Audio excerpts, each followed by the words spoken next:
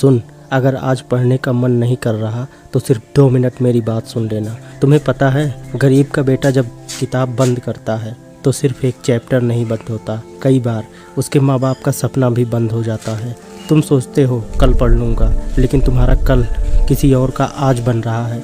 जब तुम मोबाइल चला रहे हो तब कोई लाइब्रेरी में बैठकर पढ़ रहा है। जब तुम रील्स देख रहे हो तब कोई अपने सपनों के लिए रात भर जाग रहा है। और एक दिन वही इंसान तुम्हारा इंटरव्यू ले रहा होगा। याद रखना, किताबों के पन्ने पलटना मुश्किल लगता है, लेकिन ज़िंदगी के थप्पड़ उससे कहीं ज़्यादा दर्द देते हैं। आज जो पढ़ाई तुम्हें बोझ लग रही है, कल वही तुम्हारी सबसे बड़ी ताकत बनेगी। माँ बाप ने तुम्हें इसलिए नहीं पढ़ाया कि तुम सिर्फ पास हो जाओ, उन्होंने इसलिए पढ़ाया ताकि तुम्हें वो ज़िंदगी मिले जो उन्हें कभी नहीं मिली। इसलिए जब भी पढ़ने का मन ना करे, एक बार अपनी माँ के हाथ देख लेना, अपने पिता के चेहरे की थकान देख लेना, फिर खुद से पूछना, क्या मैं इनके सपनों के लिए 2 घंटे भी नहीं पढ़ सकता?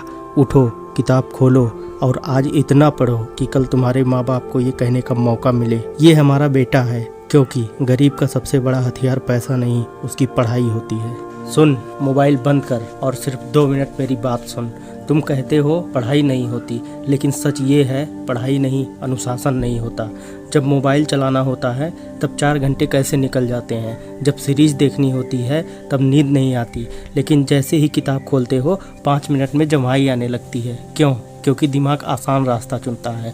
लेकिन याद रखना, आसान रास्ते कभी बड़ी मंजिल तक नहीं ले जाते। आज जो लड़का लाइब्रेरी में बैठा है, हो सकता है वो तुमसे ज़्यादा होशियार ना हो, लेकिन एक चीज़ उसमें ज़रूर है, वो तुमसे ज़्यादा भूखा है, अपने सपनों के लिए, अपने माँ बाप के लिए, अपने भविष्य के लिए। और यही भूख एक दिन उसे तुमसे बहुत आगे ले जाएगी।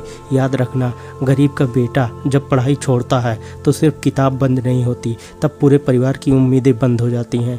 तुम्हारे पिता की झुकी हुई कमर, तुम्हारी माँ के फटे हुए हाथ, उनकी अधूरी इच्छाएं, ये सब तुम्हारी मार्कशीट से जुड़े होते हैं।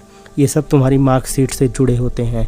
इसलिए जब भी पढ़ने का मन ना करे, अपने पिता की कमाई याद करना, सोचना उन्होंने कितनी गर्मी सही होगी ताकि तुम्हारी फीस भर सके।